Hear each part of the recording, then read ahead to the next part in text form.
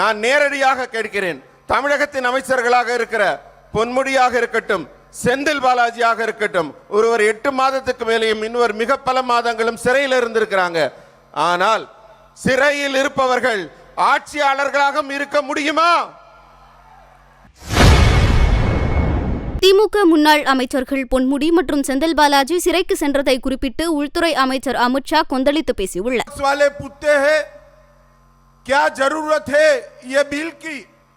मैं आज कहने आया हूं, डीएमके के वरिष्ठ मंत्री के पोनमुडी जी और सेंथिल बालाजी 8-8 महीने तक जेल में रहे, इस्तीफा नहीं दिया।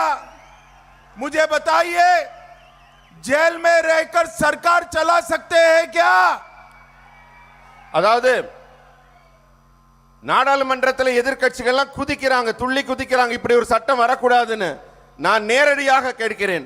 தமிழகத்தின் அமைச்சர்களாக இருக்கிற பொன்முடியாக இருக்கட்டும், செந்தில் பாலாஜியாக இருக்கட்டும், ஒருவர் 8 மாதத்துக்கு மேலேயும் இன்னொரு மிக பல மாதங்களும் சிறையில் இருந்திருக்கிறாங்க. ஆனால் சிறையில் இருப்பவர்கள் ஆட்சியாளர்களாக இருக்க முடியுமா? செய்திகளை உள்ளது உள்ளபடி தெரிந்து கொள்ள ரெஃப்ளெக்ட் நியூஸை சப்ஸ்கிரைப் பண்ணுங்க.